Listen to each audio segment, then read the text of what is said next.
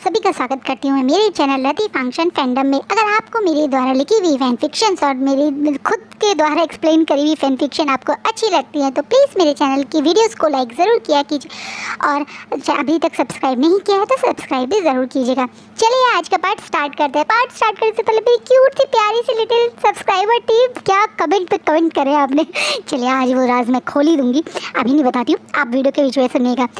Now back to the story. काली अंधेरी रात और उसमें ये गहरा काला चारों तरफ से बड़े बड़े पेड़ों से भरा हुआ खूंखार जंगल, जहाँ पे एक इंसान की ज़ोर ज़ोर से चीखने की आवाज़ें आ रही हैं, क्योंकि इस इंसान को कुछ जंगली कुत्ते नोच नोच के खा रहे हैं। इन कुत्तों को ये ऑर्डर भी एक पर्सन ने दिया है जो अपनी एक तरीके से कल्टीवेशन पावर से कुत्तों तक को हिप्नोटाइज कर चुका है। इस तरीके से इन कुत्तों का उस इंसान का चीखना, उस इंसान को मारते देखने पे ये काली शैडो में खड़ा हुआ इंसान के चेहरे पे कोई एक्सप्रेशन नहीं है, जैसे उसे इस चीज़ से कोई दर्द कोई तरस इस इंसान पे नहीं आ रहा। जब उस इंसान की चीखें बंद हो जाती है, यानी पूरी तरह से वो मर जाता है, तो ये इंसान जिस काले हानफू में है वो अब भी अपनी दमदार अपने स्कोल्ड ऑरा से बोलता है, तुमने मरने से पहले जिन जिन का नाम लिया है उन्हें भी तुम्हारे पास मैं ज़रूर भेजूँगा। और ये बात बोलने के बाद वो इंसान वहाँ से गायब हो जाता है। सुबह आसपास के लोगों को जब मरे हुए किसी इंसान की बदबू आती है तो वो उस तरफ जाते हैं और जो नज़ारा देखते हैं उसे देख के उनकी भी चीख आ जाती है। कुछ लोग तो बेहोश और उल्टियाँ करते रहते हैं। एक इंसान की बॉडी कुत्तों ने कैसे नोच नोच के खाई है, उस इस हालत को देखकर ये लोग सोच सकते हैं कि ये मौत इंसान के लिए कितनी दर्दनाक होगी। वैसे तो अब ये सीरीज़ है, यानी एक पहला ही कत्ल था जिसे लोगों ने नोटिस किया था, लेकिन उसके बाद तो धीरे धीरे कर करके पिछले कुछ दिनों में ऐसी कई मौतें होती जा रही हैं। और सबसे ज़्यादा तो भयानक इन लोगों की मौत जैसे दी जा रही है, जहाँ एक तरफ इसे जंगली कुत्तों से फाड़ के मारा गया, वहीं दूसरी तरफ दूसरे इंसान के शरीर पे छोटे छोटे इतने कट लगा दिए गए कि उसके शरीर को कट से ही पूरा घेर गया है। और उस इंसान के लगातार उस कट्स की वजह से जो खून बहा है उसके कारण उसकी मौत हो गई। कितना दर्द हुआ होगा ना, पूरे शरीर पे छोटे छोटे कट हुए होंगे और वो भी जिंदा हालत में। और उसके बाद उसने खुद अपने हाथों से अपनी आंखों से अपनी बॉडी से खून निकलते हुए देखकर खुद को मरते हुए देखा होगा। ये भी एक दूसरी मौत थी। ऐसे लगातार अब मौतों पे मौतें हो रही हैं और अब 4 अल्फ़ा मर चुके हैं। जब तक ये 4 अल्फ़ा की मौत की खबर आई तो चारों तरफ पूरे कल्टीवेशन वर्ल्ड में एक तरीके से डर का माहौल बन गया है। जो मरे हैं वो कोई यंग अल्फ़ा नहीं बल्कि अपने लेट 50s या अर्ली 60s के ही अल्फ़ा थे। अधिकतर ये जो भी थे वो या तो एक पुराने टाइम पे कल्टीवेटर थे, एक पुराने टाइम पे एक तरीके से होता है ना सेक लीडर की फैमिली के मेंबर थे, या कुछ पुराने सेक लीडर्स थे जिनकी मौत हुई है। इन 5 अल्फ़ा की जिनकी मौत हुई है, उसकी वजह से एक पर जगह जहाँ पे लैन कुरैन पूरी तरह से शौक में है, और वहीं ऐसा ही शौक लैन चिंगेजुन को भी लगता है। दूसरी तरफ से ऐसा ही शौक कहीं ना कहीं हर क्लैन के सेक लीडर्स को लग रहा है, खासकर वैन रोहान और वैन जूलियो को जैसे जैसे इन लोगों की मौत की खबर मिल रही है उसका डर उसकी आंखों में देखा जा रहा है। अब तो वो रात में सो नहीं पाता है, क्योंकि उसे लगता है कि कौन है ये बेनाम कल्टीवेटर जो इतना पावरफुल है कि एनिमल्स तक को भी अपनी कल्टीवेशन पावर से कंट्रोल कर सकता है, लेकिन उसके बावजूद भी वो अब तक पकड़ा नहीं गया है। सारे बड़े बड़े क्लैंस उस कल्टीवेटर को, इस बेनाम खूनी को पकड़ने के लिए लग गए हैं, जिसने इतने मतलब एक तरीके से इतने सारे लोगों को इतनी बेरहम मौतें दी हैं जिनके बारे में लोग सोच नहीं सकते हैं। और उन मौतों को देखकर तो कई लोग बहुत ज़्यादा घबरा भी गए, या पर किसी को कुछ पता नहीं चल रहा है। अब लैंक्लैन में चिंगेजुन भी बैठे हुए हैं और उन्हें पता चलता है कि आखिरी जो अल्फ़ा मरा है उसे मरे हुए अभी 15 दिन हो गए, लेकिन अब तक इन 15 दिन में कोई खबर नहीं आई है। पिछले 1 महीने में इतना सब कुछ हो गया। पहले एक तरीके से उनकी फैमिली को ये सब सच पता चलना, उसके बाद लगातार इन अल्फ़ाओं का मरना, और अब 15 दिन से कोई खबर तो नहीं लेकिन कुछ भी पता ना होना। इन चीज़ से चिंगेजुन हैरान ही बैठे थे जब उनके पास अब लैन कुरैन आते हैं। लैन कुरैन अपने ब्रदर को देखकर तुरंत बोलते हैं, कैसा लग रहा है तुम्हें, क्या तुम ठीक हो? हाँ मैं काफ़ी ठीक हूँ, अभी मैं विंग और वांग जी से मिलकर आया। विंग की तबीयत भी अब थोड़ी सी बेटर लग रही है।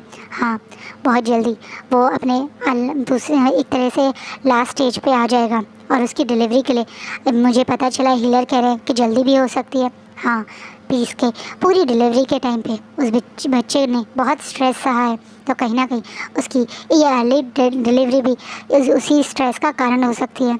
हाँ, पर आज आप इतने परेशान क्यों लग रहे हैं ब्रदर?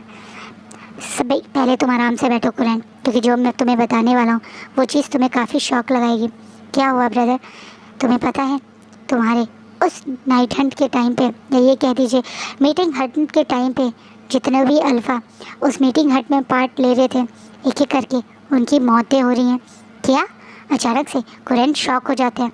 हाँ, ये वही अल्फ़ा हैं जिन पे मुझे और तुम्हें शक था कि तुम्हारे साथ गलत करा होगा, लेकिन उस समय तुम भी अपने होश में नहीं थे, तो तुम्हें उन लोगों का चेहरा याद नहीं था और मैं उन लोगों को ऐसे मार नहीं सकता था। लेकिन अब जिस तरीके से एक बेनाम, एक अनजान उन लोगों को मार रहा है, मुझे डर लग रहा है कि कहीं ये हम में से कोई एक तो नहीं। आप ये क्या बोल रहे हैं ब्रदर? आपको लगता है जिस तरीके से इन लोगों को मारा गया है उस वो ऐसा कोई हमारे क्लैन का कर सकता है? मुझे भी इन लोगों के बारे में पता चल रहा था। सच कहूँ, आसपास से मुझे भी खबरें मिल रही थी कि कोई इतनी बेरहमी से एक लोगों को मार रहा है, इतना खतरनाक खूनी, जो लोगों को आखिरी सांस तक, जब तक उसकी सांस निकलती तो दर्द का एहसास देना चाहता है। ऐसा कोई हमारे लैंडलाइन में हो सकता है? मुझे नहीं लगता है। आप कहीं ना कहीं कुरैन श्योर है कि इतना मतलब बेरहम कातिल तो उनमें से कोई एक नहीं हो सकता, लेकिन पता नहीं चिंगे जुन के मन में कुछ अलग ही थॉट आ रहे हैं। वो ज़्यादा कुछ कुरैन के सामने एक्सप्रेस नहीं करते और एकदम से टॉपिक चेंज करते हुए बोलते हैं, क्या अभी भी तुम्हारी सिस्टर इन लॉ तुमसे नाराज़ है? क्या अभी भी लैंड फॉरन तुमसे ठीक से बात नहीं कर रही है? उनकी नाराज़गी मुझसे अलग नहीं है। गलती मैंने करी थी, इसलिए वो थोड़ा नाराज़ हो सकती हैं, पर चिंता मत कीजिए, मैं उन्हें अच्छे से जानता हूँ। वो मुझे बहुत प्यार भी करती हैं, इसलिए वो जल्दी ही मुझे माफ़ भी कर देंगी। हाँ, वैसे भी अब वो पहले की तरह अब गुस्से में खुद को बंद नहीं करा है। अब तो उसने धीरे धीरे वांग जी और विंग का ध्यान भी रखना शुरू कर दिया। हाँ, आजकल वो पूरा दिन ही विंग के साथ रहती हैं, क्योंकि हमें पता नहीं विंग के साथ जल्दी कब डिलीवरी का टाइम आ जाए। वैसे भी डॉक्टर ने बोला है तो है, हीलर ने साफ साफ बोल दिया है कि अब विंग की डिलीवरी कभी भी हो सकती है। इतनी जल्दी इस डिलीवरी से क्या बच्चा ठीक होगा? कहीं ना कहीं अब ये लोग भी इस बारे में फिक्र कर रहे हैं, और यही फिक्र इस समय रूम में बैठा हुआ विंग के पास बैठे हुए हर लोगों की आंखों में। मैडम यू और जैन फैमिया भी विंग से कुछ समय पहले मिलने आए थे और आज वो उनसे मिलके जा रहे हैं, लेकिन वो जाने से पहले, यानी मैडम यू जाने से पहले मैडम लैन से बात करके यही बताना चाहती हैं कि कोई भी इमरजेंसी हो तो बता दे, क्योंकि विंग का अभी ऑलमोस्ट 8 मंथ स्टार्ट ही हुआ है और अचानक से वो हीलर का ये बोल देना कि कभी भी बेबी का आ सकता है, क्योंकि विंग के इस पूरे टाइम में थोड़ा सा डिलीवरी कॉम्प्लिकेशन से भरी रही थी। इसी कारण अभी मैडम यू भी मैडम लैन से यही कह रही हैं कि कुछ भी हो हमें बताना। सब लोग विंग के लिए अभी थोड़ा वरी हैं। वहीं वांग जी भी विंग के बिल्कुल पास रहता है, वो पूरा दिन रात विंग के साथ ही रहता है। इस कारण कहीं ना कहीं उसे थोड़ा अच्छा भी लगता है, क्योंकि सैंडलवुड स्मेल हमेशा विंग के पास रहती है, जो कि उसे बहुत काम फील करवाती है। सब लोग कहीं ना कहीं अब विंग को लेकर थोड़ा सा पॉजिटिव या ये कह दीजिए उसके लिए ही ज़्यादा सोच रहे हैं। तो उन लोगों के दिमाग में जो बाहर चल रहा है, यानी जो भी ये खून खराबा हो रहा है, उनका उन पर फ़र्क नहीं पड़ता है, सिवाय चिंगेजुन और लान कुरैन के, जिन जो आपस में इस बारे में बात भी कर रहे हैं। ताकि वरना सब लोग सिर्फ विंग के बारे में ही बातें कर रहे हैं और सोच रहे हैं। वहीं विंग आज वांग जी की बाहों में लेटा हुआ है और वांग जी बड़े प्यार से उसकी मतलब विंग का सारी समय वांग जी के चेस्ट पे है, वो बेड पे बैठे हुए हैं दोनों, और वांग जी बड़े प्यार से विंग के बालों में हाथ फिरा रहा है। जब विंग घबराते बोलते हैं, नाजान क्या ये जल्दी प्रेगनेंसी हमारे बच्चे के लिए ठीक होगी? नाजान मुझे नहीं पता, पर मुझे थोड़ी घबराहट हो रही है। पर क्यों घबरा रहे हो विंग? हम हमारा बेबी हमेशा हेल्दी रहेगा मुझे लगता है। पर नाजान अभी तो बहुत छोटा सा होगा ना, और अभी वो हमारे साथ आ जाएगा तो उससे परेशानी नहीं होगी? मदर कह रही थी आखिरी के 2 महीने में तो बच्चे वेट गेन करते हैं, आखिरी के 2 महीने में तो वो हेल्दी होते हैं, और अभी वो उसकी इस तरीके से डिलीवरी करना कहीं उसके लिए ख़तरनाक तो नहीं होगा? विंग तुम क्यों इतना सोच रहे हो? तुम हीलर हो क्या? हीलर ने बोला है ना कि वो सब संभाल लेंगे, तो वो सब संभाल लेंगे। और वैसे भी अभी कोई पक्का नहीं है कि तुम्हारी डिलीवरी तुरंत हो जाएगी, उन्होंने बोला है ना, बस हमें तैयार रहना है। और वैसे भी अब तुम कहीं भी नहीं जाओगे, हमेशा बेड पे ही रहोगे। तो मैं कहाँ कहीं जा रहा हूँ? मेरी पूरी की पूरी डिलीवरी सॉरी प्रेगनेंसी इस बेड पे तो गई है। तुमने देखा मैं कहीं जाता हूँ, जब देखो मैं जिंशी में रहता हूँ, बस एक सीजे की शादी के अलावा। विंग को अचानक से वो बात जब याद आती है तो वो चुप हो जाता है। वांग जी भी विंग को अचानक से चुप देखकर अब तुरंत विंग का टॉपिक चेंज करते हुए कहते हैं, वैसे विंग, तुमने बच्चों का नाम सोचा? इस बात पे विंग बिल्कुल चुप है, क्योंकि अचानक से उसके दिमाग में जो बात आई उसे फिर से पहले की तरह परेशान कर गई। अपने लानजान को खोने का वो डर जो उसके दिमाग में तब से है, आज वो फिर से वापस आ गया। कहीं ना कहीं वो इस बात को याद नहीं करना चाहता था, पर धोखे में खुद ही याद कर बैठा। अवांग जी दोबारा से उसके ध्यान भटकाते बोलते हैं, विंग, मैंने बेबी का नाम सोचा है। जिसे विंग अवांग जी की तरफ देखता है। अवांग जी विंग के फेस को बहुत प्यार से पकड़ता है और बोलता है, मैंने हमारी बेबी का नाम सोचा है। तो बताओ लानजान, क्या सोचा है? अभी नहीं, जब वो बेबी हम सबकी गोद में आएगा तब मैंने सोचा है। तो ठीक है, तो रिस्पॉन्सिबिलिटी तुम्हें ही सही। अब मैं कोई बेबी का नाम नहीं सोचूंगा, तुमने जो सोचा है वही हमारे बेबी का नाम होगा। इस बात पे वांग जी तुरंत स्माइल करता था, विंग के माथे पे किस कर देता है। विंग भी तुरंत आंखें बंद करके उस किस को फील करता है। विंग अभी इस किस को दो रीज़न से फील कर रहा है, एक उसके हस्बैंड का प्यार और दूसरा उसके हस्बैंड का उसके साथ रहना। उसका हस्बैंड उसके पास है, ये चीज़ उसके लिए बहुत बड़ी बात है। उसका अल्फा उसके पास है, बस विंग यही चाहता है। विंग आज खा के थक के जल्दी सो जाता है। वहीं वांग जी भी उसका ध्यान नहीं रख रहा था जब वो देखता है कि विंग पूरी गहरी नींद में आ गया है। करीबन रात के 2 बजे अचानक से वांग जी अपने बेड से उठता है और दोबारा से अपने उस एक तरीके से बड़े से कबर्ड को खोल के अब उसके अंदर से अपने उस ब्लैक हानफू को निकाल देता है। हाँ, ये किलर जो लोगों को मार रहा है ये कोई और नहीं बल्कि लांग वांग जी है। वांग जी जानता था कि अगर वो अपने फादर के खुलेआम बदला लेगा तो उसके फादर की बदनामी होगी, जो वो नहीं चाहता। वो उन लोगों को खुद अपने हाथों से मारना चाहता है जिसने उसके एक तरह से मदर को, उसके बाबा को परेशान किया है, उसके बाबा की ज़िंदगी बर्बाद की है। लेकिन हाँ, अब उसके बाबा को हाईलाइट नहीं करना चाहता, पुरानी बातें लाना नहीं चाहता, इसलिए उसने ये तरीका ढूंढा है। जब सब लोग सो जाते हैं तो वांग जी ये ब्लैक कलर के डार्क हानफू पहनता है और अपने फॉरहेड रिबन को भी अपने माथे से रिमूव कर देता है। ऊँचे से वो अपने बालों को बांध कर अपने आधे फेस को कवर करके वो निकल जाता है अपने फादर का बदला लेने। या वांग जी ने उन लोगों को खूब टॉर्चर किया और उनसे यही पूछा कि उन लोगों की मदद किसने की। वो सारे बस इतना ही बोल रहे थे कि हाँ उन्होंने गलत किया था, वो जानते थे और इस बात को उन्होंने हमेशा छुपा कर भी रखा, अपनी फैमिली तक को नहीं बताया। लेकिन हाँ, वो सिर्फ एक तरीके से कुरान की हिकमे का ही फ़ायदा उठा रहे थे और उस समय उन पे खुद पे जैसे किसी डार्क कल्टिवेट एक होता है एनर्जी ने कंट्रोल करा हुआ ऐसा फील हो रहा था। कहीं ना कहीं कोई डार्क कल्टिवेशन यूज़ करके उसके फादर की ज़िंदगी बर्बाद कर सकता था। इस चीज़ का वांग जी को उम्मीद नहीं थी और वांग जी उसी इंसान को ढूंढ रहा है, उसी असली कल्प्रेट को जिसने उसके फादर के साथ ये सब किया, वो डार्क कल्टिवेशन यूज़ करने वाले बंदे को जिनके बारे में वो लोग भी नहीं जानते थे। लेकिन वांग जी छुप के अब इन्फॉर्मेशन गैदर कर रहा है। कहीं ना कहीं वांग जी ने ये बात अपने भाई शिचैन से भी छुपा रखी है, क्योंकि वो जानता है कि वो अभी इस बारे में किसी को नहीं बता सकता। वहीं वांग जी तो यहाँ से निकल जाता है, लेकिन विंग वांग जी के निकलने के कुछ देर बाद ही यानी कुछ घंटे 1 घंटे के अंदर ही उठ जग जाता है। वो घबरा के आँख खोल के लांजान करके चीखता है। कहीं ना कहीं उसके दिमाग में वो बात आज आ गई थी जब उसकी सीजे की शादी के समय उसके लांजान ने खुद को ख़त्म करने की कोशिश की थी और उसके अल्फ़ा ने उसको हमेशा को छोड़ के जाने की सोची थी। उस चीज़ को याद करके आज विंग परेशान था, जो शायद वांग जी के सामने तो छुपा रहा था लेकिन अपने अंदर की फीलिंग को वो अब नहीं छुपा पाया। जब वो आँख खोल के देखता है तो वह लांजान उसके साथ बेड पे नहीं, जिसके कारण विंग पूरी तरह से घबरा जाता है। और विंग ऐसे ही उठ के वांग जी को पहले पूरी जिंशी में लांजान करके ढूंढने लगता है, लेकिन जब उसे लांजान नहीं मिलता तो वो जिंशी से निकल के वांग जी की तरफ ढूंढने इधर उधर जाने लगता है। आधी रात में विंग चीख के लांजान करके वो अब जंगलों की तरफ बढ़ गया, क्योंकि उसे हल्की हल्की वांग जी की सैंडलवुड स्मेल उस तरफ ही आई है। वो ये भी ध्यान नहीं देता कि वो किस हालत में है। विंग इस समय सिर्फ 2 पतले नाइट हानफू में ही है और यहाँ तक कि उसके पैरों में कोई चप्पल या कोई एक तरीके से बूट भी नहीं है, वो नंगे पैर ही है और इस तरह से वांग जी को पागलों की तरह ढूंढ रहा है। वहीं वांग जी जो शायद वापस आ ही रहा था, क्योंकि उसको 1 घंटे में ही पता चल गया था कि कोई अभी आज इन्फॉर्मेशन नहीं है और वो ज़्यादा से ज़्यादा 1-2 घंटा ही ये काम करता है और फिर वो वापस आ जाता है। वो जब विंग की आवाज़ सुनता है तो घबरा के उस तरफ दौड़ पड़ता है और जब अपने विंग की हालत को देखता है तो पूरी तरह से घबरा जाता है। इस हर समय काफ़ी ठंड है और इस एक तरीके से बर्फ़ की तरह ही सारी जगह घिरे हुए हैं। इस बर्फ़ में इतने कम कपड़ों में पूरे चेहरे पे बाल बिखरे हुए और अब सिर्फ लांजान करता हुआ उसका प्यारा सा ओमेगा इधर उधर दौड़ रहा है, जिसे देख के वांग जी उसकी तरफ दौड़ के विंग करता है कि उसे के पास आता है। वही विंग जब वांग जी की आवाज़ और वांग जी को देखता है तो अपने ऊपर काबू नहीं कर पाता और लड़खड़ाते हुए विंग की तरफ वांग जी की तरफ आगे बढ़ने लगता है। विंग के पैरों में भी अब घाव हो गए हैं, यानी कट लग गया है, उनमें खून बह रहा है और विंग की आंखों में लगातार आंसू है। पर विंग जैसे इस समय अपने होश में ही नहीं, क्योंकि उसे सिर्फ अपने लानजान की फिक्र है।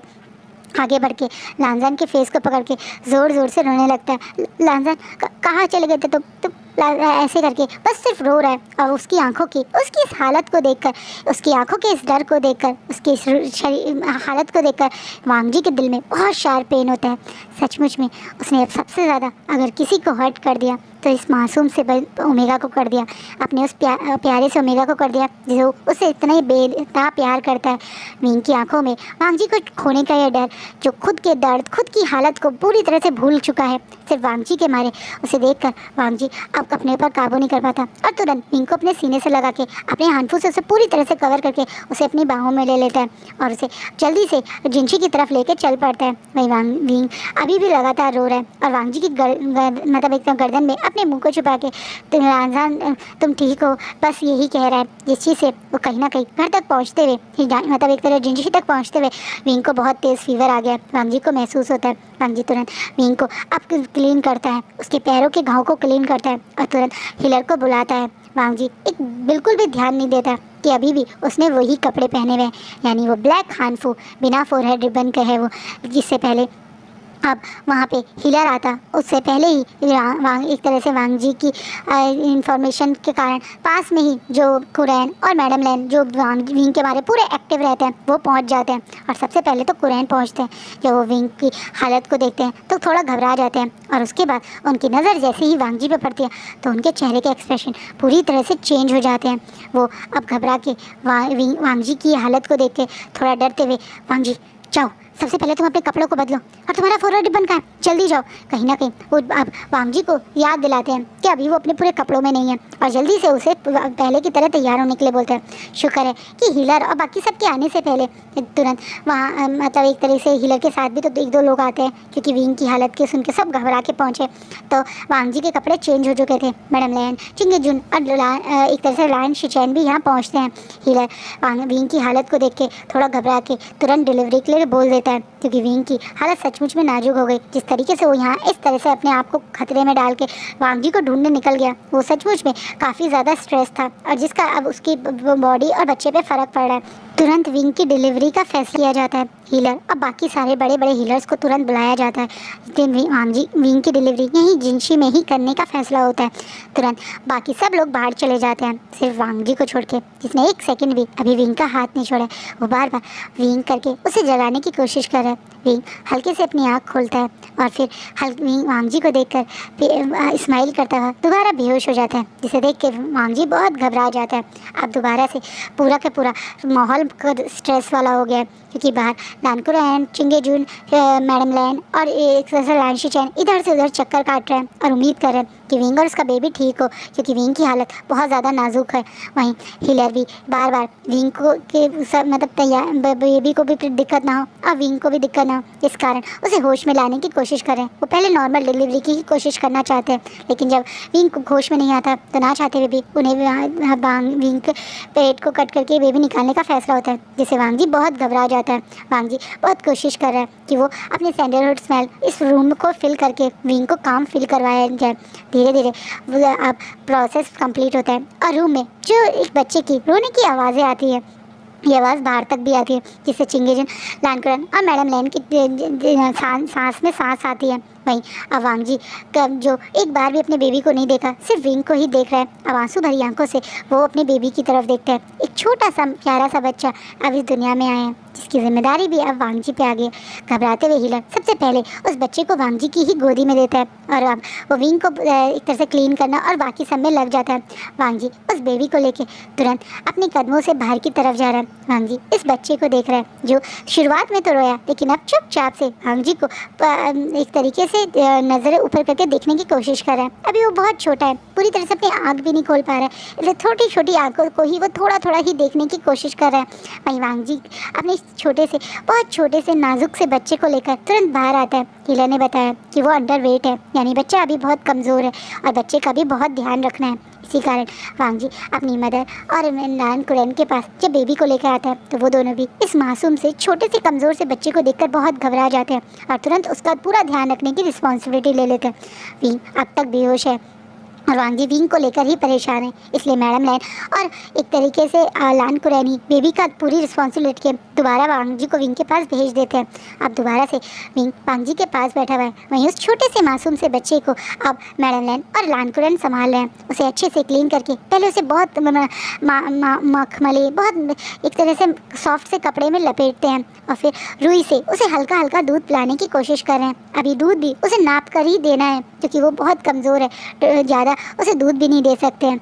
और ऊपर से जब तक उसका वजन करीबन 2.5 किलो ना हो जाए तब तक तो उसे ब्रेस्ट फीडिंग भी नहीं करवा सकते हैं क्योंकि अभी ये बच्चा इतना छोटा और कमज़ोर है कि ये खुद मुंह से दूध भी नहीं पी पा रहा है। इसे बूंद बूंद करके एक तरह से रुई से ही दूध पिलाना पड़ रहा है, जिस चीज़ से अभी लैंस फैमिली वो थोड़ा बच्चे के लिए भी और विंग के लिए भी कंसर्न है क्योंकि विंग को भी आज 2 दिन हो गए हैं। 2 दिन में विंग को होश नहीं आया।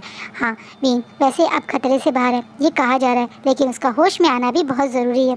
इस तरीके से उसके बेहोश रहने के कारण कहीं बाद में मतलब अब हालात ना बिगड़ जाए या कुछ और कॉम्प्लिकेशन ना आ जाए, इस डर से बार बार विंग को उठाने के लिए वांग जी और शिचैन सब लोग कोशिश कर रहे हैं। लेकिन जैसे विंग तो अब बेहोश हो गया, जैसे अब वो तसल्ली में है, हाँ, सो रहा है कि उसका लानजान और उसका बच्चा एक दूसरे के साथ और सुरक्षित है।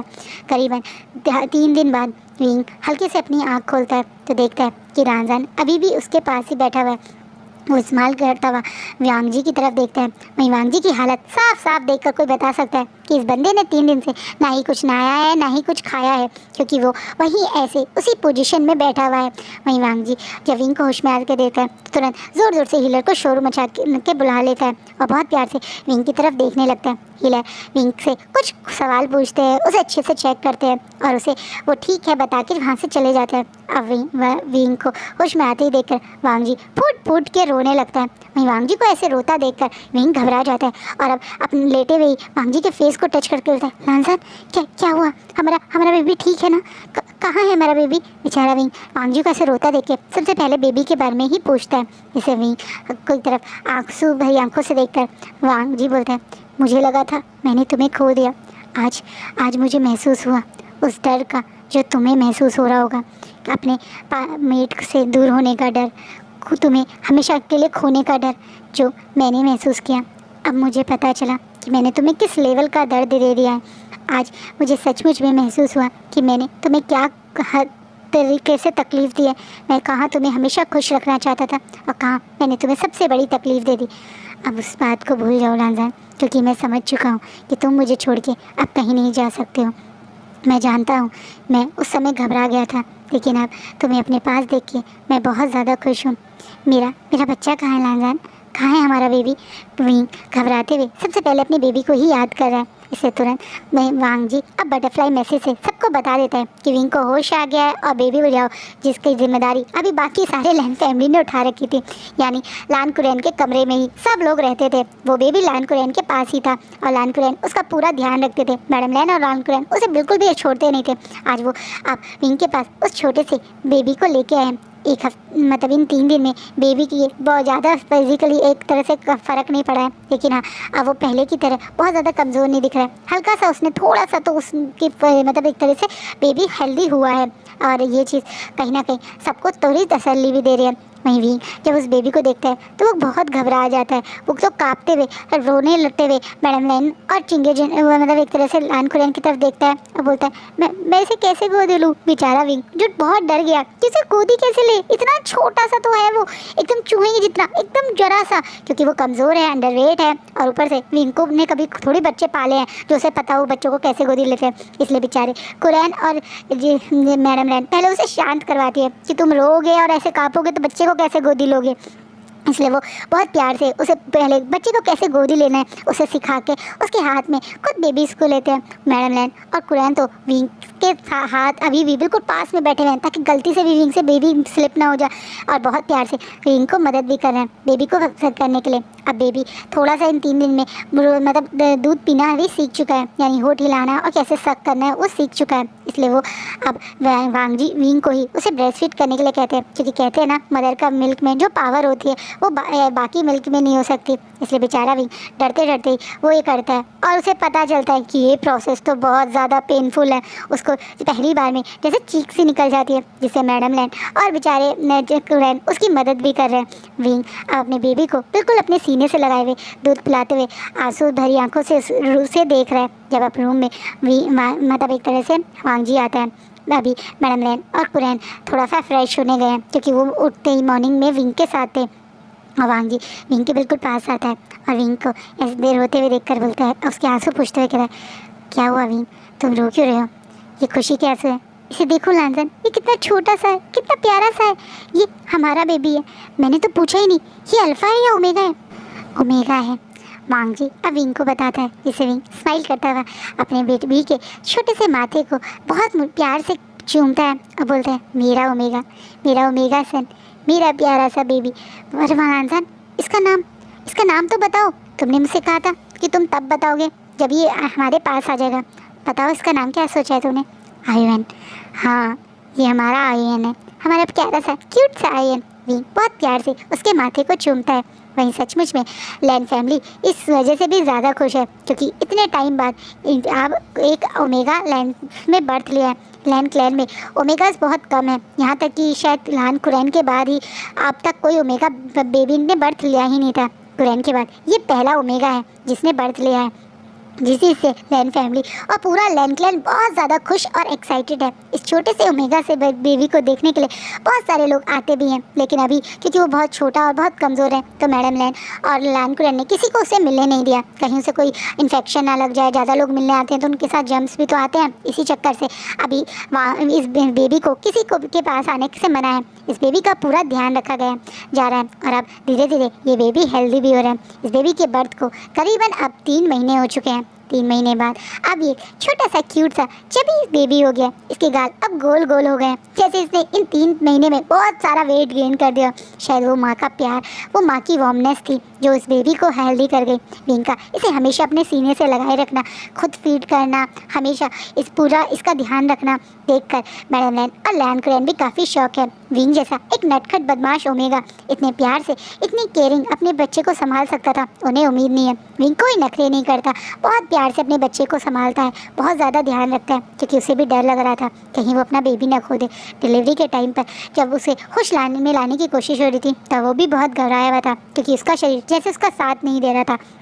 और अब जब उसे उसका बेबी उसकी बाहों में मिला है, तो वो उसे बहुत ज़्यादा सीने से रख के बहुत ज़्यादा प्यार करना चाहता है। अपने कमज़ोर से बेबी को वो बहुत हेल्दी बनाना चाहता है, जिसके आम में वो आई थिंक अचीव भी हो चुका है, क्योंकि आज फाइनली लैन कुरैन अब सबके बीच में बेबी को नाम सेरेमनी करने का ऑर्डर एक तरह से परमिशन दे देते हैं। चिंगे जिन अब मैडम लैन ने पूरा लैन क्लैन को सजा दिया है। जियांग्स भी आएंगे, जिन क्लैन भी आएगा। अली भी बहुत ज़्यादा एक्साइटेड है अपने छोटे भाई के बेबी को देखने के लिए। जियांग्स भी इस बीच में लैन क्लैन में नहीं आए थे, क्योंकि वो बहुत छोटा था और जैसे मैंने बताया अभी किसी को मिलने से उसे मना था, तो इसी कारण वो भी बेचारे नहीं आए थे कि वो इतनी दूर से ट्रैवल करके आएंगे, पता चले अपने साथ कोई बीमारी, कोई जम्स बच्चे को ले ला ले। इससे अच्छा जब बेबी थोड़ा हेल्दी हो जाए तभी उसे देखने के लिए आएंगे, वो यही सोच के नहीं आए थे। वैसे तो नी क्लैन को भी इन्विटेशन भेजा गया था, लेकिन नी मिंजे को भी अभी बेबी हुआ है, जिसके कारण उनकी फैमिली उस बेबी के साथ बिजी है, इसलिए वो लोग वहाँ नहीं आ पाएंगे। शायद नी हुसैन ही आएंगे। पता चला है नी मिंजे और मोश शाने को एक छोटी सी बेबी गर्ल हुई है,